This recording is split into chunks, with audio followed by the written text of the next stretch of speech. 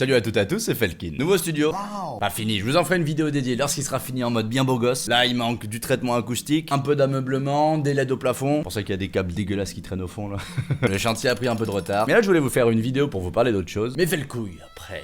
Des années de production musicale et de loyaux services sur YouTube, j'annonce la fin. Non mais couilles, je rigole. Je lance enfin mon propre label de musique. Depuis le temps, c'était assez logique de le faire, mais j'avais jamais vraiment pris le temps de le faire. Il s'appelle Chromatone, et je voulais vous parler de pourquoi je le fais, et surtout, à la base de ce que c'est un label, comment ça marche, à quoi ça sert, pied. Franchement, je crois que ça fait depuis que j'ai démarré Felkin que j'y pense à le faire ce label. Niveau musique, vous avez vu, j'ai toujours un peu oscillé entre tout et n'importe quoi, ce qui m'a permis aussi de toucher beaucoup d'entre vous. Rien de sexuel à ça, bien évidemment, mais fait le couille. Mais en attendant, du coup, ça partait en couille. Un coup c'était dubstep, un coup c'était psytrance, un coup c'était lo-fi, un coup c'était... lol. C'est cool hein, mais c'est trop le bordel. Même moi, je le voyais sur les dates. J'en ai fait quelques-unes avec Felkin. Mais c'était compliqué de me faire jouer sur des festivals parce qu'on savait pas où me caler. Et moi dans ma tête, c'était un peu pareil niveau musique. Je savais pas vraiment où aller, mais bon, le rythme de sortir des vidéos, de faire des petits sons par-ci par-là, ça m'allait bien et ça l'a fait pendant un moment. Même si ouais, à la base, Felkin, j'avais démarré pour faire de la musique. Ce serait très drôle d'ailleurs que je fasse une vidéo, je sais pas si je l'ai déjà faite, où je réécoute mes vieux sons d'il y a genre 7 ans...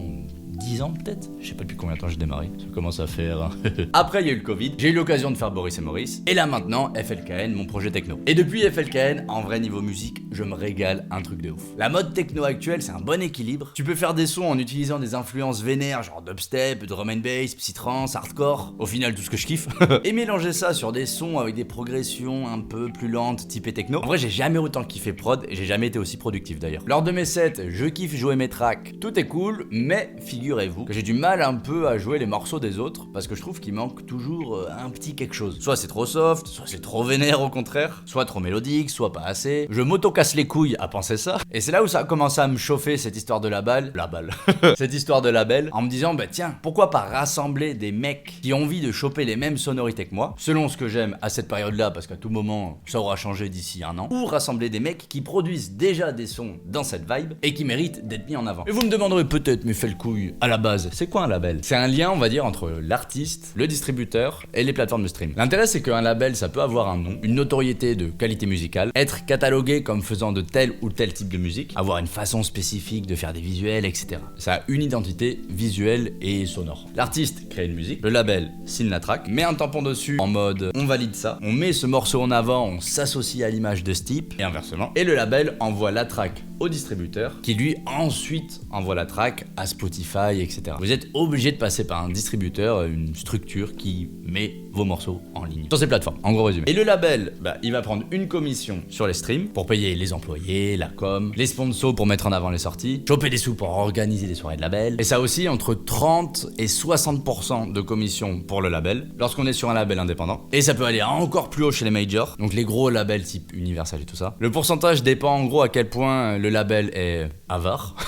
disons-le clairement, ou plutôt à quel point effectivement lorsqu'on signe chez ce label, il y a des sous lâchés derrière pour mettre en avant le morceau, l'artiste, etc. Parce que c'est ça l'astuce, mais fait le couille. Je fais pas un label juste trop comme ça là. Le label, je le fais en collab avec des potes qui gèrent déjà des labels. C'est avec eux que j'avais fait notamment il y a quelques années de la lo-fi, là vous vous rappelez pendant le Covid. Mais l'intérêt c'est que eux, ils ont déjà plein de contacts chez Spotify, Deezer, ils ont déjà des graphistes, ils ont déjà un savoir-faire en gestion de label que j'ai pas. Et moi de mon côté, j'ai la vision niveau musique, niveau cover, image, tous ces trucs. Je peux communiquer dessus, exactement comme la vidéo que je suis en train de faire là. Du coup le combo est plutôt bon. Et pour avoir vu et travaillé avec quelques labels de techno déjà, on avait remarqué que ça manquait un peu de structure ce game là. Pas de contrat lorsqu'on signe des morceaux ou pas beaucoup. Pas trop de suivi des artistes. Ou même tout simplement de conseils. Genre par exemple le nombre de mecs qui font de la techno et qui connaissent rien à la SACEM. C'est un truc qu'on peut toucher à chaque fois qu'on fait des dates. On touche des sous lorsque les musiques sont jouées sur Spotify et tout. Et il y en a plein des artistes qui sont pas inscrits. Et un des trucs que j'ai envie de mettre en place avec ce label aussi, c'est pas juste on sort un son, allez vas-y nique ta mère, mais d'avoir un peu plus de suivi, de soutien avec les petits qu'on ira signer. Enfin petits, à tout moment, au bout d'un moment il y en a qui sont plus gros que moi, j'espère. Mais via ce label, j'ai envie aussi de faire une sorte d'accompagnement aux artistes qu'ils méritent. Un des trucs qui m'a chauffé aussi, c'est beaucoup le fait que depuis que je suis dans ce game techno, je suis effaré de voir à quel point il y a des producteurs qui sont chauds, mais qui jouent nulle part. Alors qu'il y a des très gros DJ qui produisent rien du tout, ou très mal, ou les deux d'ailleurs,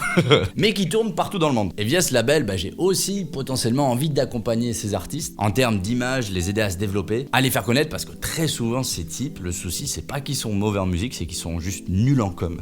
Là où les gros DJ qui tournent, justement, sont balèzes à ce niveau-là. Que malheureusement, on est dans un game où il y a tellement de concurrence que c'est bien plus important d'être fort sur Instagram que sur Ableton. Sauf que je pense qu'il y a un entre-deux à trouver pour pouvoir être respectable et respecté. C'est beau ça, et putain, et j'en balance des punchlines là. Mais c'est un truc de ouf en vrai. Prenez tous les autres styles de musique, dubstep, EDM, psytrance, hardcore, ce que vous voulez en électro. Tous les plus gros, c'est des brutes en production. Ils ont que des classiques. Alors que nous, dans le game de la techno, regardez les plus gros. Il y en a beaucoup qui n'ont pas de grands classiques joués par tout le monde, qui sont pas forcément très forts en production musicale d'ailleurs. Alors après, tranquille, hein, je suis pas en train de dire que c'est le cas d'absolument tout le monde. Hein. Vous prenez des Nico Moreno, des Sarah Landry, des Alignment, il y en a au taquet qui sont super chauds en prod et qui sont joués par les autres. Mais à côté de ça, il y en a beaucoup dans ce game qui ont pas d'image particulière, qui sortent pas de son particulièrement intéressant, voire qui sortent pas de son tout court. Pas de style de mix particulier non plus. Ils étaient juste là au bon moment quand ça a pété, et ben tant mieux pour eux, franchement. Mais je trouve ça assez injuste par rapport à tous ces producteurs que ces mêmes gros DJ vont jouer tous les week-ends, et ces producteurs, bah eux ils jouent nulle part parce que bah ils ont juste pas de chance. Ou ils sont nuls sur Instagram, très souvent. Et un des derniers objectifs de ce label justement, ce sera de mettre en avant mes petits gars, mes fait le couille à chrome, sympa ça, qu'on signera sur le label via des soirées de label. Il y a assez peu de soirées de label en France, en techno. Un peu hein, pas en train d'inventer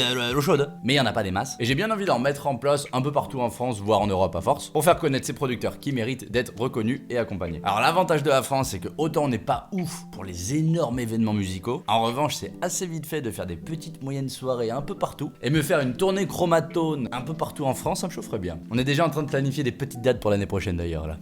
Alors je me dis que c'est peut-être un peu ambitieux de penser à tout ça, sachant que FLKN, mon projet techno, bah au final il a 1 an et quelques mois. Mais c'est un truc qui me tient à cœur depuis un petit moment, surtout cette partie défense des producteurs. Je trouve ça un peu abusé dans ce game de la techno à quel point les producteurs sont moins reconnus que les DJ, alors que c'est grâce à eux que les DJ ont la musique qui vont jouer tous les week-ends. Et c'était un des trucs que j'avais envie un peu de défendre via ce label. Puis comme ça je pourrais faire grossir le label en même temps qu'FLKN, les deux pourront se répondre, ce sera très bien. Et pour la sortie du label, je sors moi-même un EP Renegade qui sort en entier le 24 mai, mais dès aujourd'hui, un des sons de cet EP est déjà sorti qui s'appelle Chroma.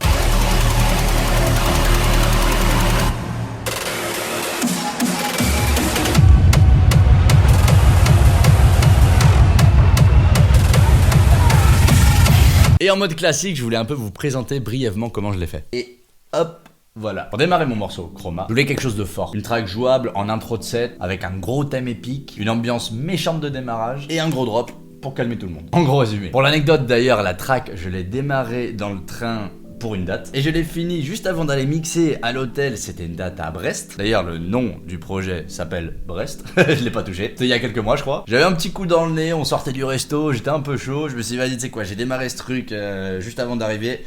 Je la finis avant d'arriver sur scène, je la joue et go. Et ben, ça l'a fait.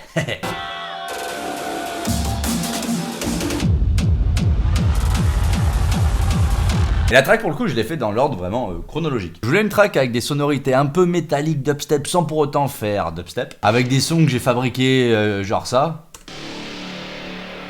Ou ça.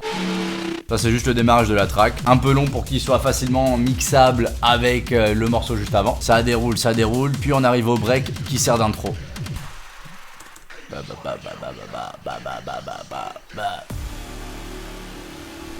Grosse couille. Là c'est full son d'ambiance. Toute cette partie c'est un mélange entre du sample que j'ai récupéré de chez Splice ou des sons que j'ai fait moi. Un son que j'ai fait moi, genre ce truc, chez Serum.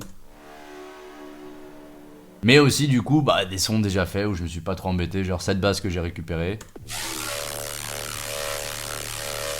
Voilà, pour le coup on est sur le dubstep. Et avec ce vocal au milieu là.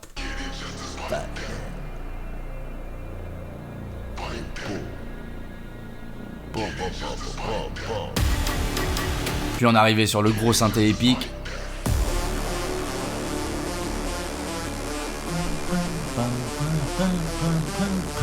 Qui est juste là, c'est un sérum classique comme d'hab, avec beaucoup d'effets par dessus pour le rendre plus couillu. C'est un truc, un rack que je me suis fait qui s'appelle Acid Rack, que j'utilise super souvent sur les sons. Ça les rend plus disto, plus aigus, plus de patates. Regardez, 100 c'était ça. Un peu timide avec. Mais je kiffe trop cette partie. C'est juste assez de mélodie pour donner de l'âme au morceau, sans pour autant que ça fasse trop un peu gnangnan EDM, et que ça colle toujours avec l'esthétique techno. Et là ça monte, ça monte.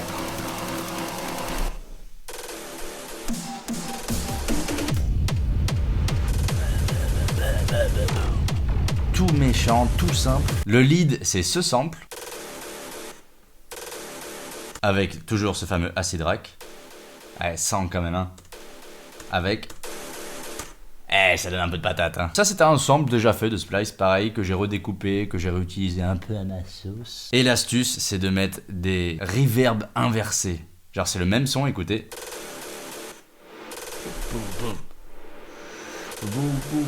Ça fait un effet d'aspiration bien badass. Franchement, j'utilise quasi ça dans tous les sons pareil. Je suis un gros forceur. Quand je trouve un truc cool, je l'utilise sa mère tout le temps. Ce que j'ai bien aimé faire dans ce son et que je fais assez régulièrement d'ailleurs, c'est des sortes de questions-réponses entre les instruments principaux. Parce que là, regardez, il y a le kick.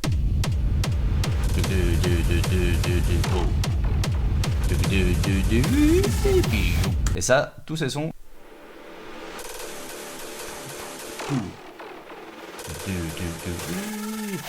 J'aime bien avoir un truc, ça répond, fin de mesure, et ainsi de suite, ça rend le morceau plus vivant. Avec une grosse rise en fin de mesure, pour rappeler les sonorités drum and bass qui nous tiennent tant à cœur. Donc une fois de plus, je vous invite à aller suivre FLKN et Chromatone sur Instagram. Merci d'avance pour le soutien. Et pour la 100e fois, désolé d'avoir un rythme de vidéo YouTube complètement éclaté par rapport à avant. Et comme je vous l'avais dit dans une des vidéos précédentes, mon goal avant YouTube, c'était d'être DJ producteur et de le faire premier degré et pas en mode mi-youtubeur quoi. Et là, c'est bon avec FLKN, c'est le cas. Je kiffe toujours autant faire du contenu sur YouTube et surtout sur Instagram par contre. Même si je pense que cette histoire de label, ça va être un bon prétexte pour pouvoir un peu envoyer la dose en termes de vidéos parce qu'il y a plein de trucs à raconter sur la vie d'un label, que ce soit du contenu sur YouTube ou sur Instagram d'ailleurs. Encore merci à tous ceux qui me suivent sur l'aventure FLKN et Chromatone et allez streamer du coup Chroma, le premier morceau de FLKN sur le label Chromatone. Et on se retrouve dans 2 semaines pour la sortie de l'EP entier. Des petits bisous mes felcouilles. Ciao.